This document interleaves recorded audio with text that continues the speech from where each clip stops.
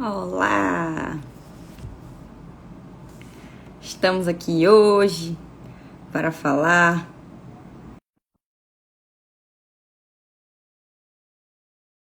de dor de cabeça.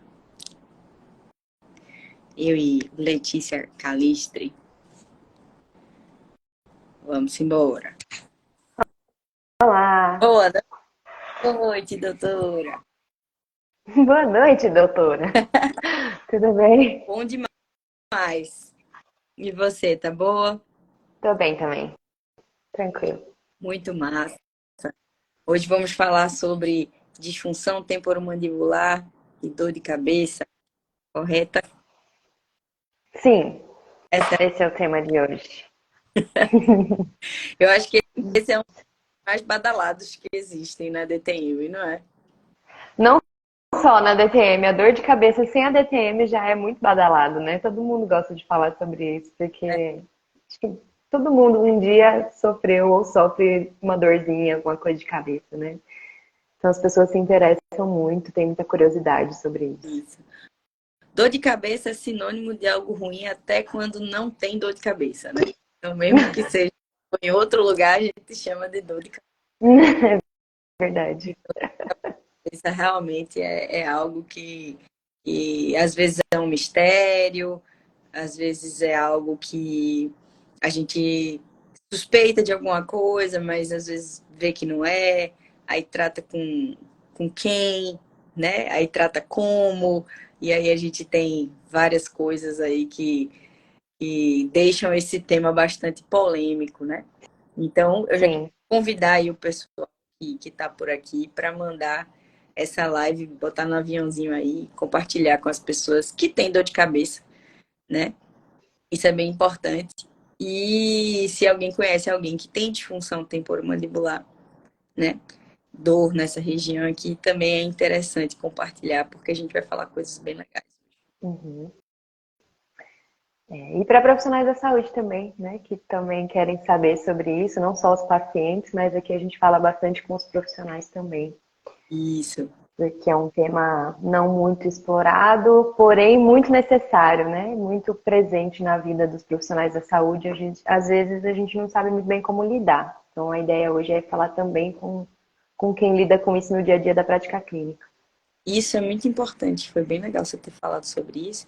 Eu recebi um feedback sobre a nossa live da semana passada, que foi dor no pescoço e disfunção temporomandibular, de uma paciente que assistiu. E ela falou assim: Nossa, vocês falaram de uma maneira tão técnica, é bom para profissionais assistirem, né? Aí eu falei: de fato é legal para o profissional. Muito bom, Lê. Legal você Uhum. ter lembrado. Mas talvez a gente precise moderar um pouquinho, né? Falar um pouco mais acessível, talvez, Eu, não sei. isso também. Mas eu É. acho legal, porque assim, como a gente trabalha com isso, a gente sabe que tanto tem pessoas que acompanham o nosso trabalho por causa do trabalho clínico, quanto pelo trabalho acadêmico. Então, a gente modera e avança e vai, e a gente vai medindo, né? Achei legal Sim. o feedback, achei bom. Uhum. Me, Muito me bom. diga, vamos começar se apresentando, é sempre importante, né? Então, Sim. fala resumidamente aí um pouco sobre você, doutora, sobre a sua Tá, vamos história. lá. Bom, eu sou Letícia Calistri, sou fisioterapeuta, tenho mestrado e doutorado em fisioterapia. Nesse período que eu me dediquei à vida acadêmica, eu estudei as disfunções temporomandibulares, a terapia manual no tratamento delas, a relação da cervical com a DTM, que foi o que a gente falou na live da semana passada, e um pouquinho da cefaleia, né? Então, eu entrei mais no final da minha jornada acadêmica de formação, né? Porque a minha jornada ela continua, ela está só começando, na verdade. Mas de um tempo para cá, comecei a inserir a dor de cabeça nos meus estudos. Na prática clínica, eu sempre via isso. Então, a dor de cabeça sempre aparecia associada à disfunção temporomandibular, com muita frequência.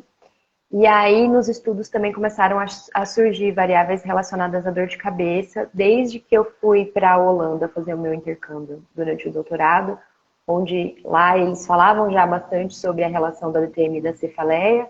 E eu tive o meu primeiro contato com as cefaleias lá. E aí, desde que eu voltei, que eu comecei a estudar um pouquinho mais sobre isso. E aí, hoje em dia, eu estou aqui na UPE, né, na Universidade de Pernambuco, fazendo meu pós-doutorado em outra área, não relacionada à cefaleia, DTM, que um dia a gente pode falar sobre isso também. E estou trabalhando na Lilium, que é a clínica de fisioterapia aqui em Petrolina. Então, hoje estamos aqui, em nome da Lilium, para falar sobre DTM e cefaleia. Muito massa, muito legal. É uma bagagem enorme, né? Que você tem de pesquisa, é uma coisa tão importante que a gente precisa no Brasil, né? Bons pesquisadores para poder traduzir o que existe na ciência para o português, né? E para Uhum. a população, né, brasileira. Então a gente realmente precisa ter bons pesquisadores brasileiros para serem também, né, pessoas que tragam isso para a nossa prática clínica e tal. Então, sua jornada é uma jornada extremamente importante, eu acho, para a comunidade Obrigada. científica, clínica. É, de verdade, eu sou sincera. E eu acho muito importante ressaltar isso. Valeu. Obrigada. Então, queria que você falasse um pouquinho, Leia, a princípio, sobre qual a relação. Vamos começar já matando alguma coisa, certo? Uhum. Do tempo. Qual Sim. a relação principal entre disfunção temporomandibular e dor de cabeça? O que seria, Uhum. estaria relacionado? Quais as hipóteses que podem relacionar? Tá. Bom, acho que é importante a gente contextualizar a dor de cabeça, né? Que é um tema. A dor de cabeça é um mundo à parte. E a gente precisa sempre lembrar das definições e quais são os tipos, porque existem diversos tipos de dor de cabeça, né? Então a gente tem basicamente, né, de acordo com o critério internacional de cefaleia, a gente tem as cefaleias primárias e as cefaleias secundárias. Então, tem algumas outras de outros tipos também, mas essas duas são as principais. As cefaleias primárias, elas são as dores, elas são a doença em si. Então, por exemplo, uma enxaqueca, né, o que a gente pode chamar também de migrânia, é sinônimo. Ou a cefaleia do tipo tensional, são as duas cefaleias primárias mais comuns. Elas são a doença, elas não são o sintoma de alguma outra coisa, né? E isso é importante a gente saber identificar quais são os sinais e sintomas da enxaqueca e da cefaleia do tipo tensional, né? Quais são as características, como que elas se comportam, porque elas, por serem uma doença de base, elas recebem um tratamento de base, né? Que nem sempre é a fisioterapia, e aqui a gente está falando, né, do papel do fisioterapeuta no tratamento. Por outro lado, existem as cefaleias secundárias, que são as cefaleias que são sintoma de alguma outra doença, disfunção, patologia, etc. Então, por exemplo, a disfunção temporomandibular é uma disfunção, né, musculoesquelética, basicamente, de fundo biopsicossocial, que pode causar dor de cabeça. Então, a dor de cabeça é um sintoma da disfunção temporomandibular, pode ser um sintoma, né? Então, quando eu recebo um paciente para avaliar e eu identifico que a dor de cabeça dele é secundária à DTM, a gente vai tratar ele de um jeito, né? Então, qual que é o raciocínio lógico? Eu tenho uma cefaleia, que é um sintoma de uma doença primária, eu vou tratar a doença primária e não a cefaleia.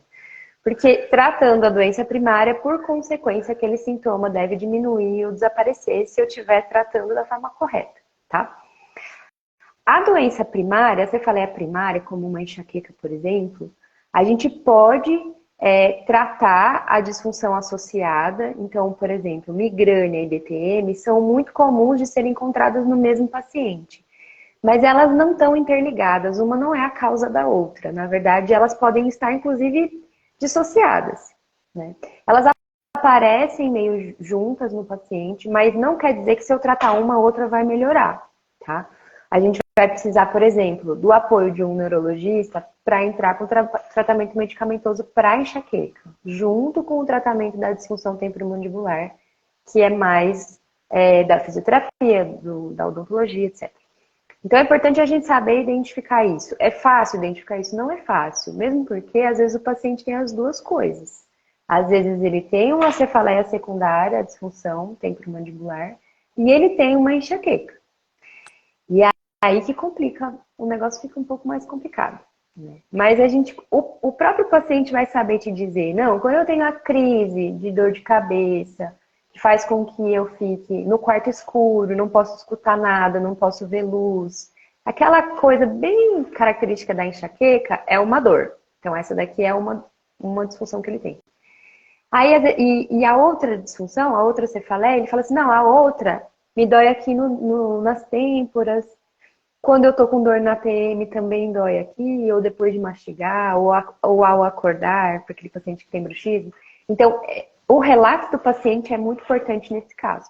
Então, assim, né, resumindo o que você me perguntou, pode ser causal, uma causar a outra, e pode ser só uma associação. E aí é importante a gente saber se a gente está tratando causa ou se a gente está tratando sintoma, tá? Mais ou Entendi. menos isso. Bom, já foi, já foi o primeiro módulo do curso de DTM, foi agora. O pessoal não precisa fazer.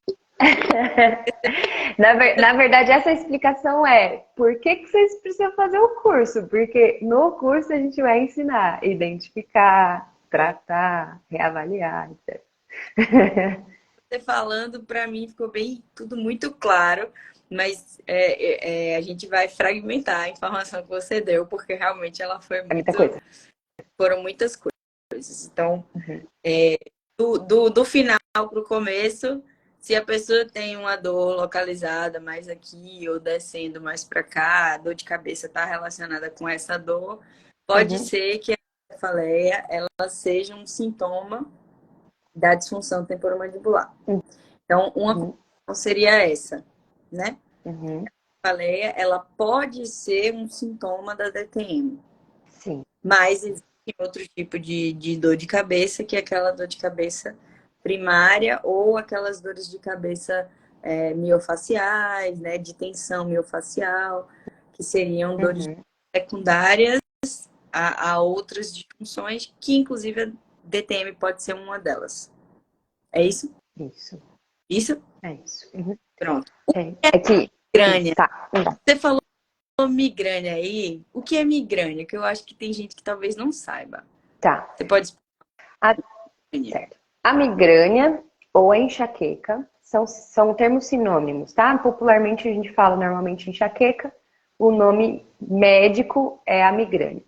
É uma dor de cabeça de fundo primário, ou seja, quando é primário, quer dizer que aquilo é já uma disfunção por si só, né? Já expliquei essa parte. A causa da enxaqueca não se tem muito bem descrita na literatura, mas parece que é causa neurológica ou vascular. Aí isso pode depender um pouco, né? Sintoma. O que a pessoa sente? Normalmente é uma dor unilateral.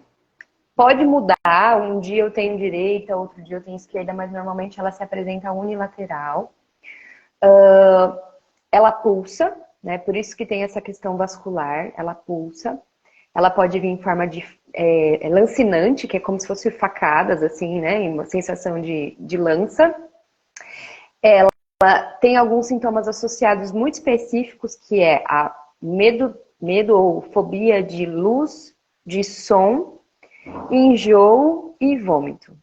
A única, quase assim, quando tem vômito, a gente leva muito a acreditar que é mesmo uma migrânia, porque as demais dores de cabeça não chegam a levar a vômito. Pode até enjoar, mas não a vomitar de fato. E ela vem em forma de crises. Então, são crises que podem durar até 72 horas, o que é muito, né? Mas não é aquela coisa assim de ter uma dor de cabeça todos os dias constante, o dia todo. Não, ela vem forte e ela vai embora, né? Então ela tem fases muito bem determinadas. Deixa eu ver se eu esqueci de alguma característica. Eu acho que é isso. Uhum. Então essa é a migrânia, né? E tem também, assim, a gente pode, estudando o critério, a gente sabe determinar qual é, mas tem também algumas ferramentas, tipo questionários, que dá pra gente também usar com o paciente para determinar se ele tem migrânia mesmo ou não, Uhum. tá? Entendi. Então é basicamente isso. Então, migrânia Uhum. é um de cefaleia. Enxaqueca. Enxaqueca, desculpa. E qual a diferença de enxaqueca e cefaleia? Enxaqueca é um tipo de cefaleia. Cefaleia é sinônimo de dor de cabeça, a gente pode falar dor de cabeça ou dor na cabeça, e cefaleia, e a enxaqueca é um tipo D, tipo de cefaleia. Entendi. Então, se a gente for falar, por exemplo, DTM e dor de cabeça, a DTM, ela provavelmente não estaria muito associada com a enxaqueca em si, mas é a cefaleia, então, a dor de cabeça. É isso? É, não necessariamente é uma enxaqueca, não necessariamente. Assim, o relato do paciente é: estou com dor de cabeça, a gente só sabe que dói a cabeça. Para chegar no diagnóstico ou ter pelo menos uma indicação de que é uma enxaqueca, a gente teria que explorar um pouco mais os sintomas para ter certeza que é. Se fosse enxaqueca, a gente tem algumas definições, né? E aí a gente precisa realmente de um trabalho conjunto com o neurologista, né? Sim. Porque é uma doença. E aí a gente precisa dessa integração com o neurologista para poder fazer. Sendo cefaleia, e a gente entendendo que os sintomas eles estão relacionados com a parte biomecânica, a parte de movimento, de função e tal, aí a gente pode entender que o melhor terapeuta, não é isso? É por aí. Isso, exato. É por aí. Certo. É. Muito bem. Ó, minha tia falou aí, eu tinha quase tudo isso. Minhas crises duravam mais de 3 dias de dor de cabeça. É muito. O Filipinho entrou aí.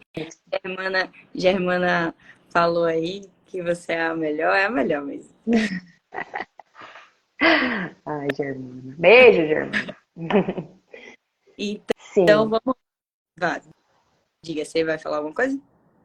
Não, acho que eu ia puxar o assunto da cefaleia tensional, que é a outra primária importante, que eu acho que a gente pode falar um pouquinho sobre ela também, Bora nesse combo. lá. Aí a cefaleia tensional, ela tem outras características, né? Aí dá pra gente diferenciar um pouco melhor. Então, sua tia falou sobre uma dor que dura mais de 3 dias. Precisa investigar, tá? Eu não sei quais são os sintomas da sua tia, só puxei o assunto mesmo para puxar o gancho dela.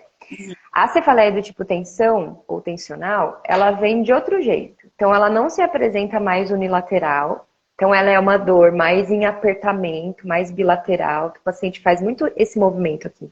Então, eu sinto dor assim, parece que está esmagando a minha cabeça, né? Que é aquela coisa da tensão. Tem cara que É um, né? É uma dor que não pulsa tanto, ela não é lancinante nem pulsante, ela é mais de apertamento bilateral. Ela tem uma intensidade mais leve do que a enxaqueca. A enxaqueca ela é mais incapacitante, ela derruba mesmo o paciente. O paciente que tem cefaleia tensional, normalmente ele aguenta o dia todo com a dor. Ele vai trabalhar, ele vai fazer as suas coisas, ele vai tomar um relaxante muscular e vai embora, né? Ou qualquer outro tipo de medicamento e vai lidar com aquilo no dia a dia, né? Que mais? Não dá enjoo. Pode ter fotofobia, que é o medo da luz, né? A intolerância à luz e ao som, mas não tem enjoo e não tem vômito. É um pouquinho diferente. É aquela cefaleia que a gente sente, né? Pode não ser crônica, pode não aparecer sempre, mas é aquela cefaleia do cansaço, né? A gente teve um dia longo, não se alimentou direito, foi muito estressante, tá muito tenso, e aí a cefaleia tensional do tipo tensional aparece. Aí tem gente que tem uma vez na vida ou tá na morte, e tem gente que tem isso todos os dias, né? Por conta de um aumento das tensões, né? Principalmente de membros, né? Tronco, membro superior e cabeça e pescoço. Então essas tensões, elas podem muito bem ser administradas através de técnicas de fisioterapia, né? O nosso raciocínio clínico em fisioterapia ajuda muito quando a gente pensa, por exemplo, em redução de estresse, em como lidar com o estresse, diminuir as tensões, liberações. Todas as técnicas que a gente conhece de relaxamento muscular funcionam muito bem para cefaleia do tipo tensional, né? Mas a gente acaba tratando um pouco mais o sintoma do que a causa. Por quê? Porque a gente não sabe muito bem qual que é a causa da cefaleia tensional. Ela pode ser psicossomática, ela pode ser, né, de fundo emocional, ela pode ser um aumento do tônus muscular do corpo todo e acaba gerando essa tensão. Então tem algumas coisas assim que a gente ainda não tem a resposta, sabe? Fato é que a literatura traz, por exemplo, de evidência muito forte para tratamento de cefaleia do tipo tensão. Técnicas de liberação miofacial, massagem, e principalmente agora, de um tempo para cá, o agulhamento seco, né? O dry needling, as agulhas que não são exatamente a acupuntura, são as agulhas nos pontos, né? Nos pontos dolorosos. A literatura tem mostrado bastante evidência em direção a isso, né? Então eu tenho utilizado também bastante na clínica, com bons resultados, e o que é ótimo pra gente, né? Porque é de domínio do fisioterapeuta, então tá sendo bem legal. É muito interessante isso que você falou, que você puxou poder, né, fazer as modificações através das técnicas fisioterapêuticas, porque muitas vezes a fisioterapia ela tá muito, o pessoal liga muito a doenças articulares, né, a degeneração ou então a reabilitação de cirurgias, né, mas às vezes não conecta com a cefaleia em si, a dor de cabeça. Aí tem sempre um comentário assim, ué, mas fisioterapeuta trata dor de cabeça? Eu já ouvi bastante isso. Então, antigamente, né, antes da minha maturidade, eu falava, claro que trata, mas hoje eu falo, depende. Depende do tipo, né? Se a gente perceber que ela é um tipo tensional ou que ela é secundária a, a algum mecanismo que está em disfunção, como por exemplo a disfunção temporomandibular, o fisioterapeuta ele trata sim. E é o melhor profissional, o profissional mais capacitado para fazer a intervenção. Então foi muito bacana isso que você falou. É comum, Lê, você receber no seu consultório pessoas que têm disfunção temporomandibular e dor de cabeça associado? É muito comum, inclusive é quase impossível a paciente que venha só com disfunção temporomandibular sem dor de Nossa, cabeça. é verdade. Quando acontece é porque a disfunção temporomandibular é bem aguda. É algum trauma ou alguma coisa recente, algo que está acontecendo faz pouco tempo, e ela ainda não sensibilizou ainda a ponto de gerar dor de cabeça. Foi um caso que eu atendi essa semana, por sinal. 15 dias de dor, uma disfunção bem isolada, né? Bem isolada de mandíbula, ATM, musculatura da mastigação. Mas aí a hora que eu explorei mais a questão da cabeça e da cervical, eu não vi tanto envolvimento, né? Então ela ainda era uma disfunção ainda muito isolada na TM. Mas os casos mais crônicos, todos eles vêm com alguma queixa de cefaleia de algum tipo, né? Aí vem de diversos tipos. É bem comum, bem comum. Geralmente aquela pessoa que tem algum problema nessa região, né, une ou bilateralmente, e aí esse problema ele se arrasta por muitos anos. Essa pessoa, ela existe uma probabilidade alta, né, um fator de risco grande para ela apresentar uma dor de cabeça ou algo é, mais sistêmico, né, que pode até vir para as regiões do pescoço, depois da cabeça, né? Uhum. E outras regiões do corpo também, que aí E a eu, gente pode entrar Aham. em outras viagens também em relação à sensibilização central, né? Então, o corpo lá sensibilizado por conta de uma disfunção crônica há muito tempo, acaba sensibilizando outras regiões também do corpo, né? Então, também é comum. Geralmente, como é que você inicia o trabalho com esses pacientes que têm disfunção temporomandibular e dor de cabeça associada? Qual é o seu objetivo principal para o paciente? Tá. Importante entender qual que é a queixa principal do paciente, né? Pra gente resolver o mais rápido possível aquilo que incomoda ele mais. Normalmente, a dor de cabeça e a dor na TM são as queixas principais, né? Meio que concorrentes. Mas, por exemplo, assim, ó, eu identifiquei que a dor de cabeça ela é secundária, né? Então, eu foco ali na disfunção temporomandibular, sabendo que ao melhorar a disfunção temporomandibular, por consequência, a cefaleia vai melhorar também. Tá? Agora, se é uma coisa como uma enxaqueca, algo que é primário, imediatamente, se a pessoa não tem um acompanhamento de um neurologista, normalmente é o que eu faço primeiro, o encaminhamento ao neurologista, para que a paciente comece um tratamento medicamentoso e junto com o tratamento medicamentoso eu começo a fisioterapia e aí eu vou meio que atacar os dois lados, a primária e a DTM, junto. Uhum, E normalmente o paciente melhora. uhum. Se for uma medicação bem indicada, bem dosada, e o paciente conseguir realizar todas as mudanças de hábito também que a gente sugere, né? Então, evitar sedentarismo, cuidar da alimentação. O paciente com enxaqueca, ele precisa saber quais são os gatilhos da enxaqueca dele.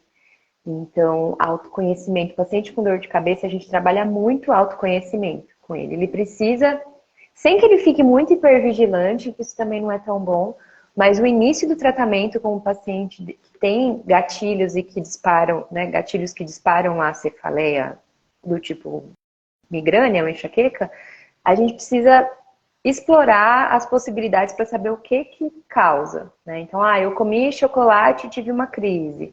Eu fui num lugar com muitas luzes e tive uma crise. Então, o paciente ele precisa saber isso, porque ele vai ter que minimizar esses danos, entendeu? E não é a gente que faz isso por ele, é ele que faz isso por ele mesmo, né? Então, trabalhar com diário, às vezes a gente faz diário para saber tudo que ele comeu, onde que ele foi, quais foram os cheiros que chegaram e podem também gatilhar uma dor, etc. Essa questão dos outros sentidos, né? Uhum, Tipo, tanto a questão da digestão, a questão digestiva, o paladar, às vezes o paciente coloca uma laranja na boca e aí isso ativa, né? uhum, uhum, Cheira, sei lá, algo forte, um perfume forte vem para na hora, assim, nem demora. Então isso é bem uhum. da clínica realmente para poder a gente controlar esses fatores, né? E uma coisa legal para falar para profissionais da saúde que trabalham com pessoas com cefaleia é o cuidado com o ambiente, né? O ambiente da clínica, por exemplo, coisas bem simples. Eu tenho uma luz no teto que está iluminando a minha clínica. Eu nunca posso colocar a maca direto embaixo da luz. Eu tenho que tomar cuidado para o paciente, quando ele deita na maca, ele não ficar olhando para a luz, porque tem muitos pacientes que têm fotofobia e isso pode disparar uma crise. Cheiros, essa coisa de colocar cheirinho na clínica, colocar incenso, o perfume que o próprio terapeuta usa para atender, creme com certas fragrâncias, a gente tem que evitar, porque isso pode disparar também crises nos pacientes. Então, vários cuidados têm que ser tomados também quanto a isso. Isso é verdade. Isso do cheiro, isso é muito sério. A questão da luz, ela sempre é uma coisa importante. Então, assim, é algo que a gente não tem, às vezes a gente não tem muita noção do quanto a luz é importante, né, no tratamento. Mas, por exemplo, quando eu percebo que tem um paciente meu que ele está muito agitado, né, e a dor dele, ela está relacionada com o estado simpático-tônico muito, né, ele está muito simpático-tônico, antes dele deitar eu já apago a luz. Porque, assim, apago a luz, deixo uma meia luz da cortina, porque eu sei que aquilo vai abaixar, né? Aquilo tudo que eu quero baixar. Então, é uma coisa interessante a gente utilizar essa questão da ambientação sempre.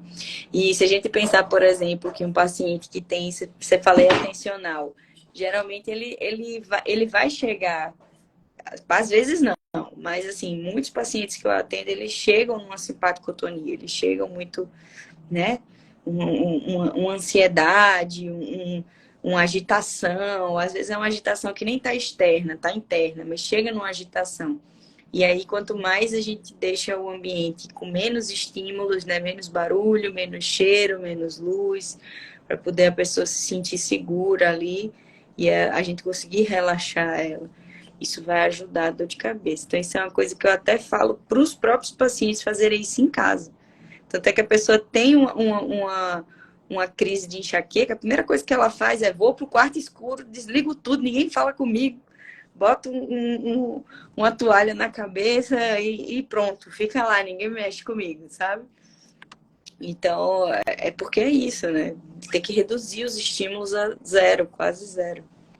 por aí, né? Até tom de voz também a gente tem que moderar quando tá falando com o paciente, né? Não ficar gritando na orelha dele, que ele já tá super hiperestimulado e a gente tem que moderar isso. Isso é tom de voz, é importante.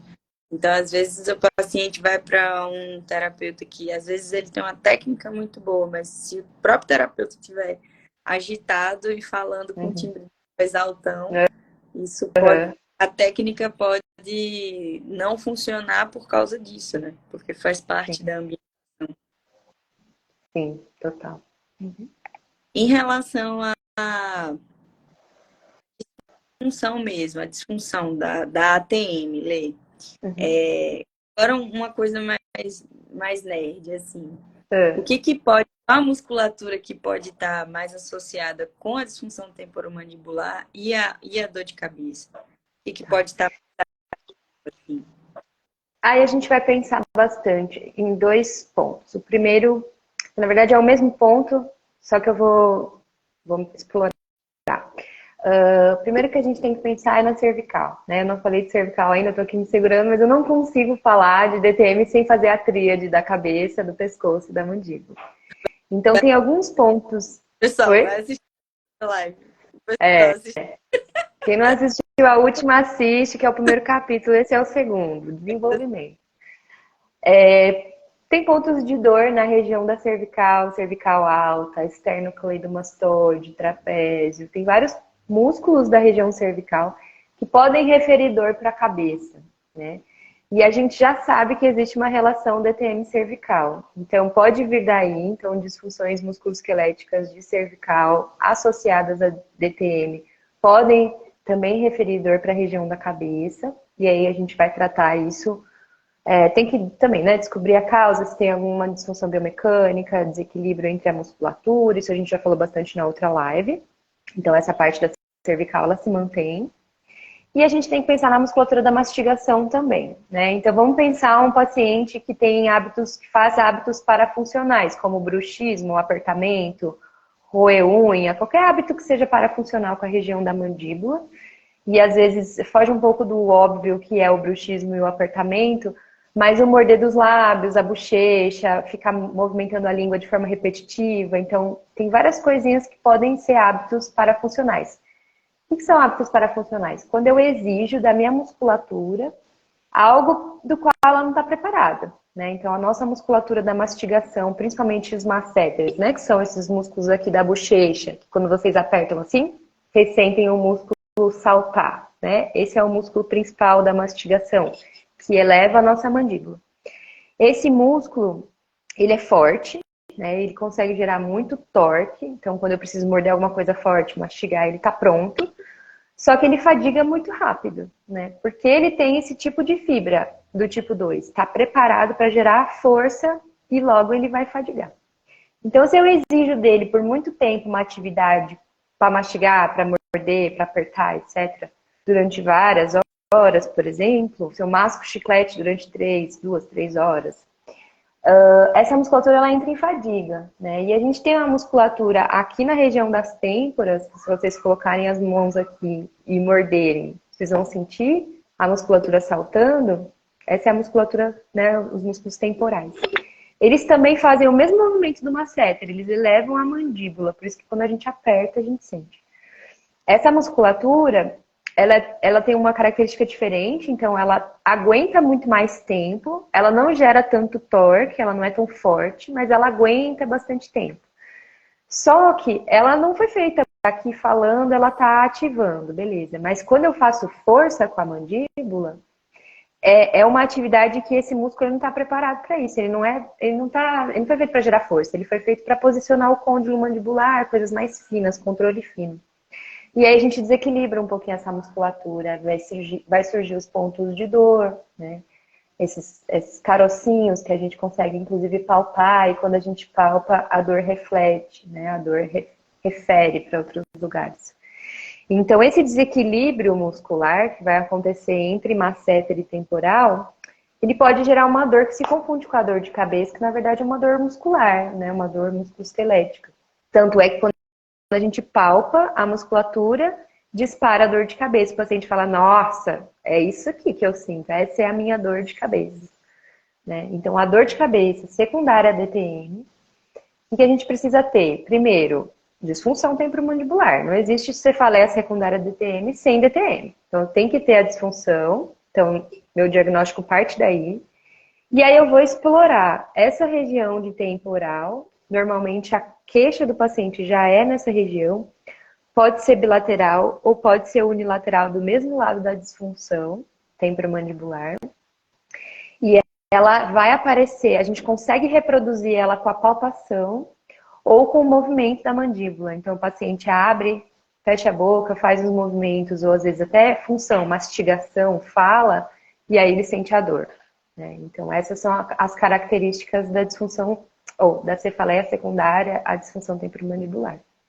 E aí a gente tem que tratar a causa, entendeu? A gente está tendo ali um desequilíbrio muscular. Se o paciente faz hábitos parafuncionais, a primeira coisa que a gente tem que educar o paciente é em relação ao hábito parafuncional. Porque senão, de novo, aquela discussão que a gente teve na semana passada. Eu vou lá, vou soltar, vou liberar, vou agulhar, vou fazer o diabo aqui com meus músculos mastigatórios. Se o paciente continua mordendo, rangendo e fazendo hábito parafuncional, ele não vai melhorar. Não a longo prazo, ele talvez melhore na hora, mas a longo prazo não. Muito bom, Lê. Excelente, excelente. Como que você faz, por exemplo, para educar um paciente que tem rangido, né? Que tem bruxismo de rangir. O bruxismo ele pode se apresentar de várias formas. Uma das formas é ranger Uhum. prensando também, né? Pode ser com outras expressões, mas essas são as que a gente vê mais, né? Como é que você faz para fazer essa educação, Tá. geralmente? A gente tem que ser dividindo em dois tipos, né? Primeiro são os diurnos ou de vigília, que a gente chama que são as atividades que a gente faz acordada. Então, eu tô trabalhando, tô muito aqui atenta ao que eu tô fazendo. Quando eu percebo, eu tô aqui, mordendo. Ou tô fazendo uma atividade física muito extenuante, né? Corredores fazem muito isso. Quem faz atividade levantando peso também, às vezes vai puxar o peso e trava. Né? Então, a primeira coisa que a gente faz é identificar. Então, ao longo do meu dia, eu estou identificando esses hábitos. Né? Então, identificar, conscientizar e reduzir. Nessas atividades de vigília, durante o tempo que eu estou acordada, eu vou trabalhar com essa conscientização com o paciente. Existem aplicativos para isso, que vão gerar sinais sonoros no celular para me avisar, para que eu relaxe a mandíbula.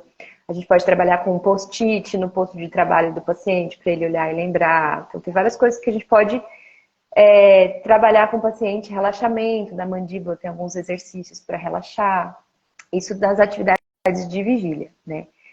As atividades noturnas ou do sono são mais complicadas, porque o paciente não está acordado e não tem controle sobre aquilo.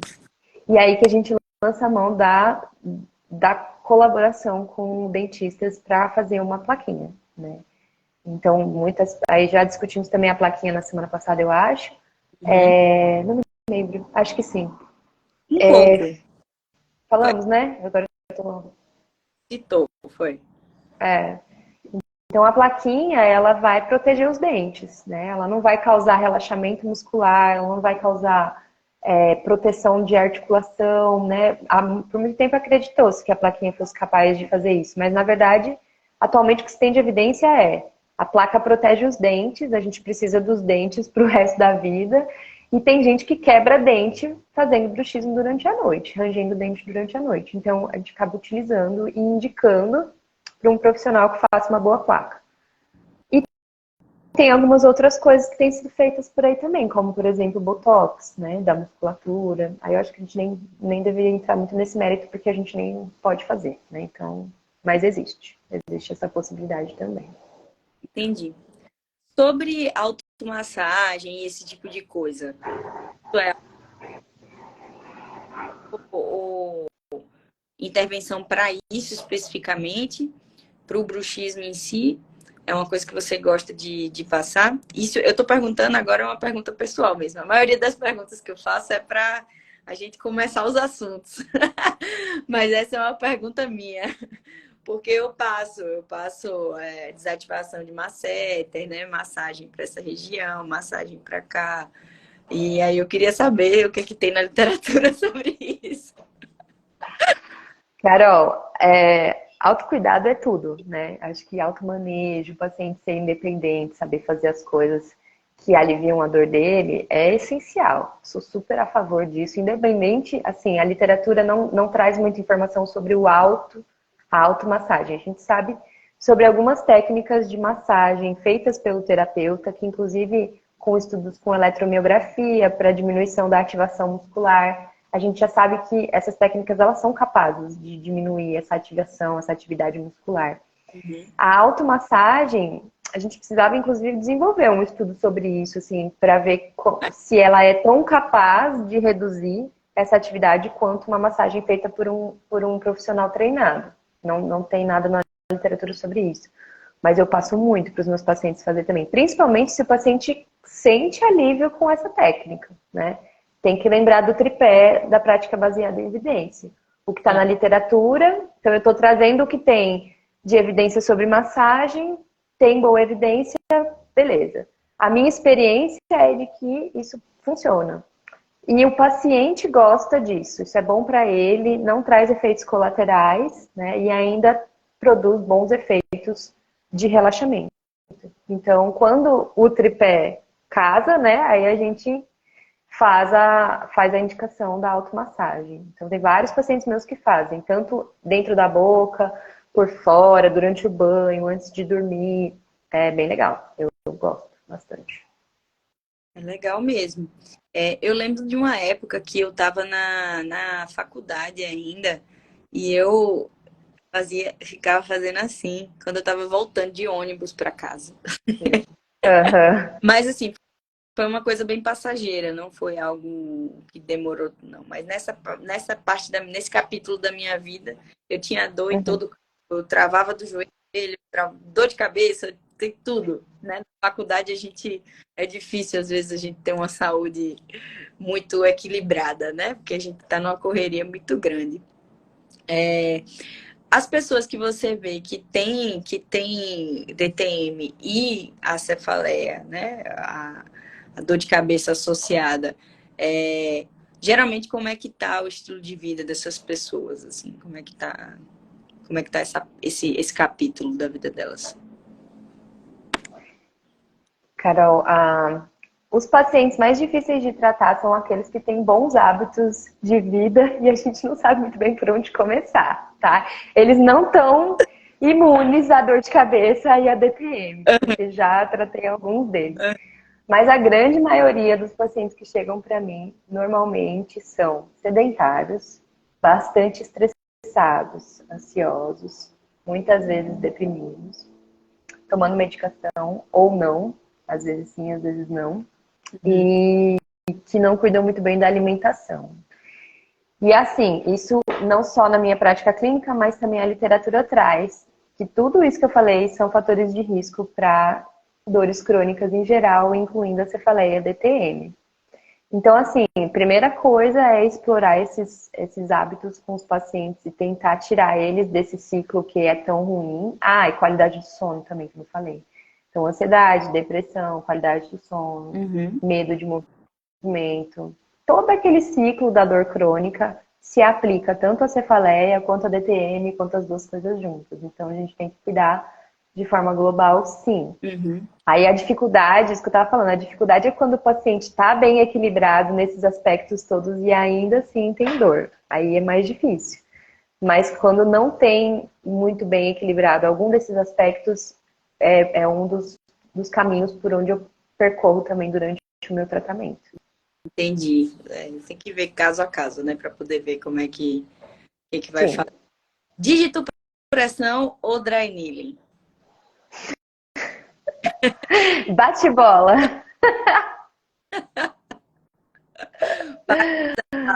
Pontos de tensão para disfunções temporomandibulares associadas com cefaleia. Tá. Quando a dor é muito pontual e muito aguda, agulha. Quando ela é mais espalhada mesmo na musculatura, aí eu vou mais manual. E aí né, tem que tomar cuidado. Se o paciente tem medo de agulha, por exemplo, essa semana eu atendi uma paciente que não lida bem com agulha e foi horrível, e aí eu digito pressão, obviamente. E você? Mesma coisa. Eu acho que a agulha, ela tem a vantagem de ser pouco dolorosa, né? É uma técnica quase indolor para o paciente que não tem medo de agulha. Então eu gosto, acho massa, assim, o efeito é muito bom. Isso. Geralmente gosto muito de agulha, gosto também. Acho que o resultado dele é muito mais rápido, Uhum. mais eficaz. E o paciente realmente não sentir dor é uma coisa que é uma vantagem, uma das melhores vantagens da agulha. A desvantagem maior é esse receio, né, do paciente, o medo, que aí realmente é uma contraindicação. Sim. TTM e cefaleia, engraçado. Eu sei que você usa muito, mas eu não uso tanto. É uma coisa que eu acho que depois do curso, eu acho que eu vou usar, Uhum. sabe? Eu tenho a impressão Sim. de que eu vou usar mais depois do curso. Mas eu não uso muito, não é por nada, não é porque. É porque eu acho uma região tão sensível, sabe? Que eu fico, ai meu Uhum. Deus, sei que pode, mas não sei, sabe? Sim, Então sim. eu uso muito cabeça aqui, pescoço e tal, descendo, o resto do corpo inteiro. Para DTM e cefaleia, eu não sei, eu fico meio receosa de usar eu mesma. Tá, Então, às vezes, eu fiz a mão por isso, sabe? sim. O que você acha?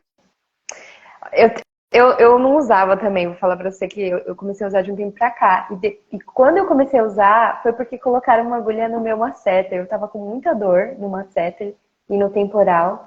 E aí uma pessoa que eu conhecia que dominava bem o dry needling colocou em mim. E eu falei, caraca, é muito bom esse negócio. Gostei muito. Ele dá uma... Como se fosse uma analgesia mesmo local, sabe? Dá até uma anestesia no local. Eu falei, nossa, esse negócio é bom, vou começar a colocar nos meus pacientes. Aí eu já tinha feito o curso, mas não específico para o rosto, né?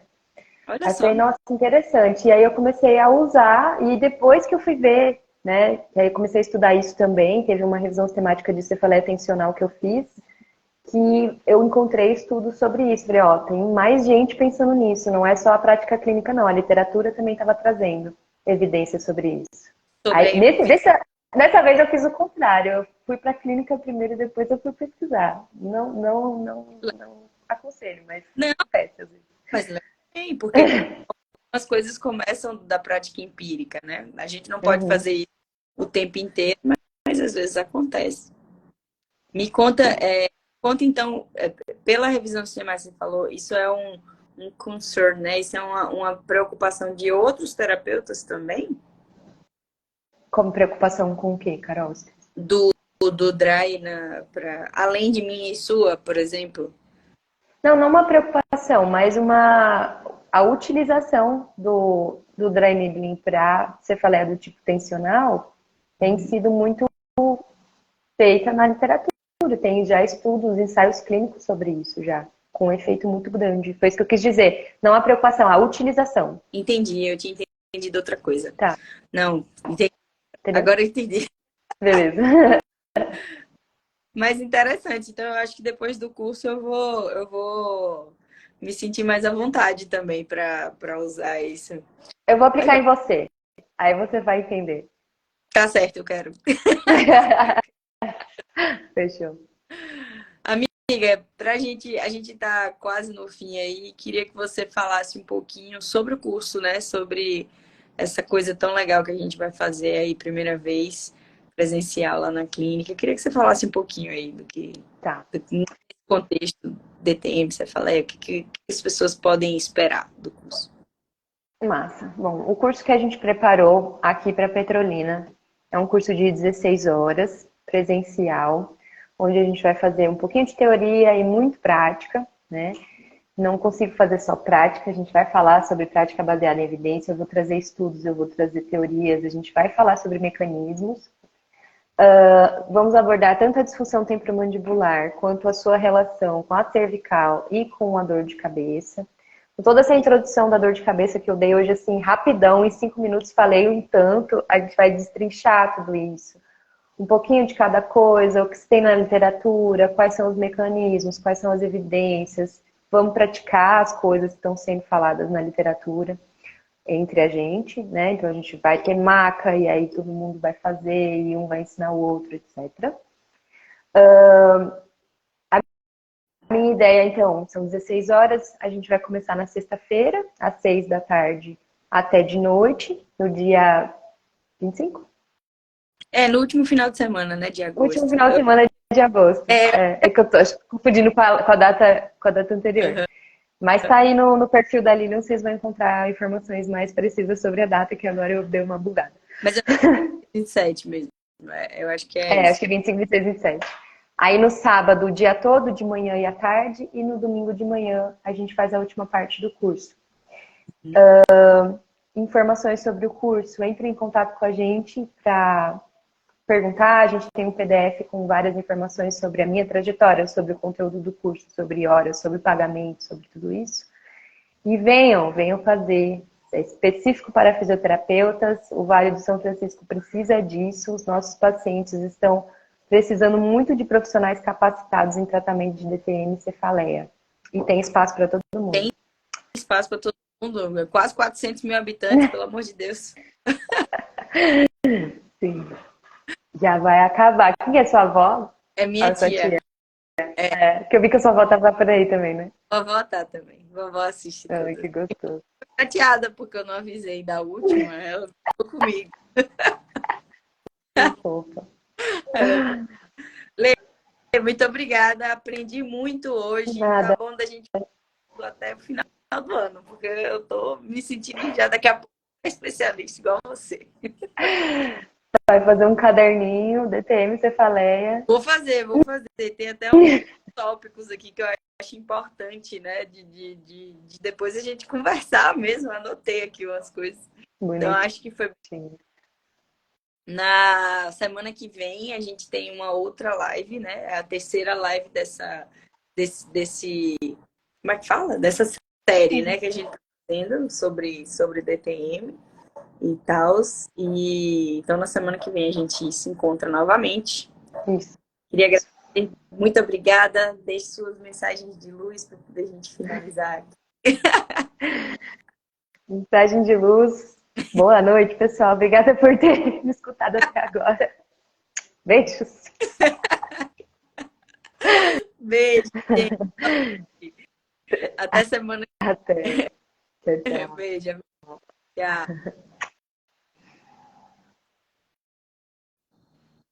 Como que faz?